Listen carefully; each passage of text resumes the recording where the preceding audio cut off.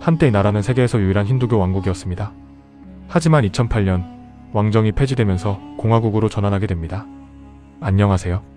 오늘은 히말라야 산맥에 자리 잡은 나라 네팔을 만나보겠습니다.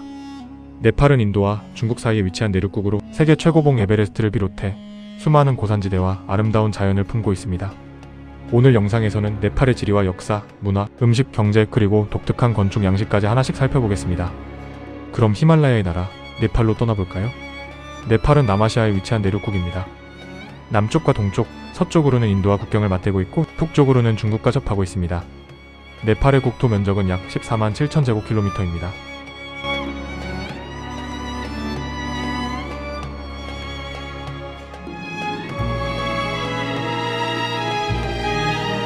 국토는 크게 세 지역으로 나눌 수 있습니다. 북쪽의 산악지역, 그 아래에 위치한 구릉지역, 그리고 인도와 맞닿아 있는 남부의 테라이 평원입니다. 북쪽의 히말라야 산맥에는 세계에서 가장 높은 산 10개 가운데 무려 8개가 자리하고 있습니다. 그 중에서도 가장 유명한 산이 바로 세계 최고봉 에베레스트입니다. 산악지역의 남쪽에는 구릉지대가 펼쳐져 있으며 이곳에는 네팔의 수도인 카트만두 계곡이 자리하고 있습니다. 그리고 가장 남쪽에는 비옥한 테라이 평원이 펼쳐져 있습니다. 인도 국경을 따라 이어지는 이 지역은 열대와 아열대 기후의 저지대로 농업에도 중요한 역할을 하고 있습니다. 네팔은 짧은 거리 안에서도 고도가 크게 변하기 때문에 지역에 따라 기후가 매우 다양합니다. 저지대는 덥고 습한 아열대 기후를 보이는 반면 높은 산악지역은 알프스와 비슷한 한랭 기후가 나타납니다. 6월부터 9월 사이에는 몬순의 영향으로 많은 비가 내리고 겨울에는 비교적 춥고 건조한 날씨가 이어집니다. 반대로 여름에는 기온이 높아집니다. 그리고 고도가 높아질수록 기온은 급격하게 낮아집니다. 네팔에는 히말라야에서 발원에 빠르게 흐르는 강도 많습니다. 대표적으로 코시강, 간다키강, 칼리강, 마하칼리강 등이 있습니다. 빙하와 고산지대에서 만들어진 호수도 곳곳에 자리하고 있는데 북서부에 위치한 라라 호수가 대표적인 예입니다. 이러한 강과 호수는 네팔 사람들에게 매우 중요한 자원입니다. 네팔에는 100개가 넘는 민족과 다양한 공동체가 살아가고 있습니다. 그만큼 네팔 사람들의 문화와 종교, 그리고 언어 역시 매우 다양합니다. 현재 네팔에는 약 3천만 명의 사람들이 살고 있습니다. 대표적인 민족 집단으로는 채트리족과 세르파족 등이 있으며 카트만두 계곡과 남부 평원에도 다양한 민족 공동체가 살아가고 있습니다. 이처럼 민족적 정체성은 오늘날에도 네팔 사회에서 중요한 의미를 갖고 있습니다.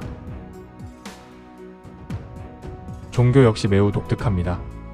네팔은 2008년까지 세계 유일의 힌두교 왕국이었습니다. 하지만 오늘날의 네팔은 힌두교뿐만 아니라 불교와 이슬람교, 기독교, 자이나교, 그리고 전통적인 애니미즘까지 다양한 종교가 함께 존재하는 나라입니다. 네팔 인구의 다수는 힌두교를 믿지만 불교 역시 오랜 역사와 강한 영향력을 가지고 있습니다.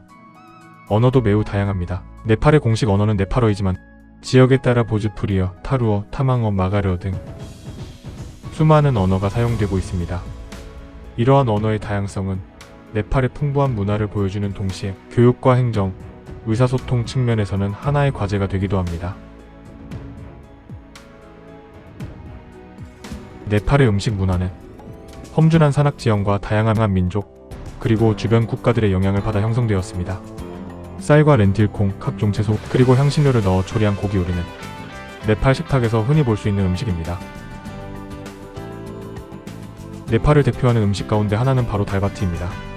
달은 렌틸콩 수프를, 파트는 밥을 의미합니다. 따뜻한 밥에 렌틸콩 수프를 곁들이고 카레로 조리한 채소나 고기, 피클 등을 함께 먹습니다. 달바트는 네팔 전역에서 즐겨 먹는 간단하면서도 영양가 높은 전통 음식입니다. 또 하나 빼놓을 수 없는 음식이 있습니다. 바로 모모입니다. 모모는 채소나 고기, 치즈 등을 만두피에 넣어 만든 작은 만두입니다. 원래 티베트에서 전해진 음식이지만 오늘날에는 네팔을 대표하는 인기 음식 가운데 하나가 되었습니다. 대부분 쪄서 먹으며 매콤한 소스에 찍어 먹는 것이 일반적입니다. 셀 로티도 네팔의 전통 음식입니다. 쌀 반죽을 기름에 튀겨 만드는 고리 모양의 달콤하고 바삭한 빵입니다. 특히 축제 기간에 많이 먹는 음식으로 네팔 남부 테라이 지역에서도 인기가 높습니다.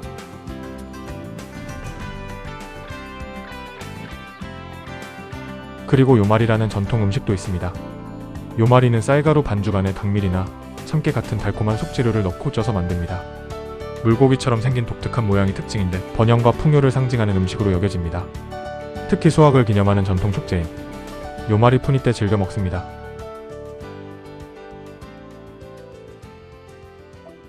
초기 네팔 지역에 살았던 민족 가운데에는 키라트 계열의 사람들이 있었습니다. 기원전 500년 무렵부터 인도의 영향력이 점차 커지기 시작했고 서기 7세기에서 11세기 사이에는 리차비 왕조가 카트만두 계곡을 중심으로 네팔을 통치했습니다. 리차비 왕조는 힌두교와 불교를 모두 장려하면서 네팔의 종교와 문화 발전에 큰 영향을 미쳤습니다. 리차비 왕조가 쇠퇴한 이후 네팔은 여러 작은 왕국과 공국으로 나뉘게 됩니다.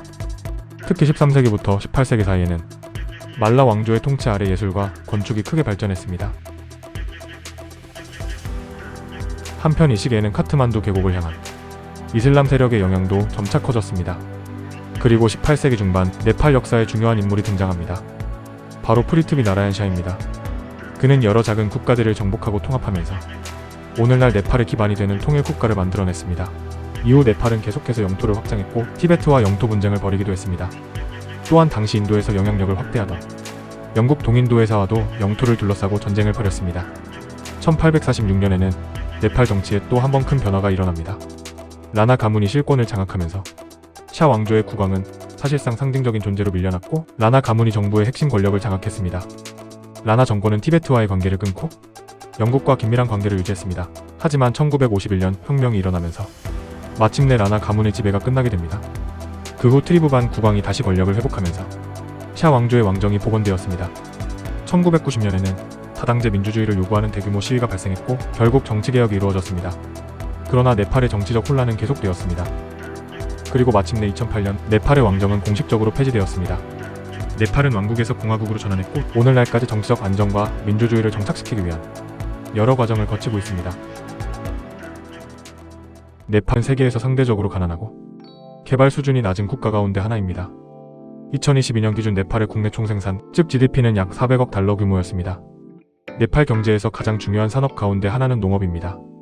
농업은 국민 상당수의 생계를 책임지고 있으며 전체 인구의 약 3분의 2가 농업과 관련된 생활을 하고 있습니다. 네팔은 특히 풍부한 수자원과 아름다운 자연환경을 활용해 수력 발전과 관광 산업을 성장시킬 잠재력이 매우 큰 나라입니다. 농업은 네팔 GDP의 약 3분의 1을 차지합니다. 주요 농작물로는 쌀과 옥수수, 기장, 밀 등이 있고 사탕수수와 감자, 황마 같은 작물도 재배됩니다. 여전히 자금 농업의 비중이 높지만 상업적인 농업 역시 점차 확대되고 있습니다. 하지만 부족한 사회기반 시설과 기후변화, 자연환경 등의 문제는 농업 발전을 제한하는 요인이 되고 있습니다. 네팔의 주요 산업으로는 관광과 섬유, 황마와 설탕, 재질, 시멘트 산업 등이 있습니다. 특히 수력 발전은 네팔이 가진 가장 큰 잠재력 가운데 하나입니다. 네팔에는 엄청난 수력 발전 자원이 있지만 아직 실제로 활용하고 있는 비중은 매우 낮은 수준입니다. 정치적 불안정 역시 외국인 투자를 어렵게 만들어 풍부한 수자원을 충분히 활용하지 못하는 원인이 되고 있습니다. 반면 서비스 산업은 네팔 경제에서 매우 중요한 비중을 차지합니다. 그 중에서도 관광은 핵심 산업입니다. 관광 산업은 수많은 일자리를 만들어내고 있으며 2018년에는 국제 관광객 수가 100만 명을 넘어섰습니다. 하지만 네팔의 관광 잠재력은 아직 충분히 개발되지 않았습니다. 교통과 숙박시설 등 관광 인프라가 충분하지 않기 때문입니다. 네팔의 주요 수출품으로는 카펫과 의류, 가죽제품, 황마제품, 곡물 등이 있습니다. 주요 교역 상대국으로는 인도와 미국, 독일 등이 있습니다. 반대로 네팔은 금과 기계류, 석유와 비료, 전자제품 등을 주로 수입합니다. 또한 네팔 경제는 해외에서 일하는 국민들이 보내오는 송금과 해외 원조, 그리고 인도와의 무역에도 상당 부분 의존하고 있습니다. 네팔에는 2000년이 넘는 역사를 가진 풍부한 건축 문화가 남아 있습니다. 네팔의 건축 양식은 다양한 민족의 문화와 함께 인도와 티베트의 영향을 받아 독특하게 발전했습니다. 특히 여러 층의 지붕이 협쳐진 파고다 양식의 사원은 네팔 건축을 대표하는 특징 가운데 하나입니다. 7세기부터 18세기 사이에 이러한 양식이 크게 발전했습니다. 대표적인 예가 창구 나라얀 사원입니다. 벽돌로 만든 벽과 기와지붕, 그리고 정교하게 조각된 목재 구조물이 특징입니다. 이러한 건축 양식은 리차비 왕조와 말라 왕조를 거치면서 더욱 발전했습니다. 또 다른 대표적인 건축 형태는 불교의 스투파입니다. 스투파는 둥근 돔 형태를 가진 불교 기념 건축물입니다. 특히 12세기부터 18세기 사이에 스투파 양식이 크게 발전했습니다.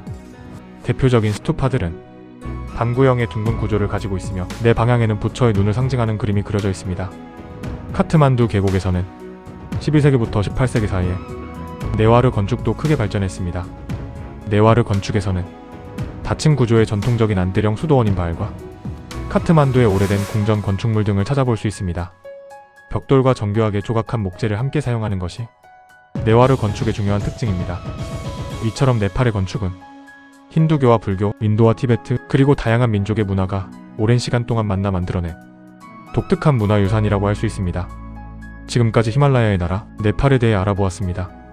세계 최고봉 에베레스트부터 수천 년의 역사와 다양한 종교, 독특한 음식과 아름다운 건축물까지 네팔은 작은 국토 안에 놀라울 만큼 다양한 문화와 자연을 품고 있는 나라입니다. 오늘 영상이 흥미로우셨다면 다음 영상도 함께 시청해주세요. 감사합니다.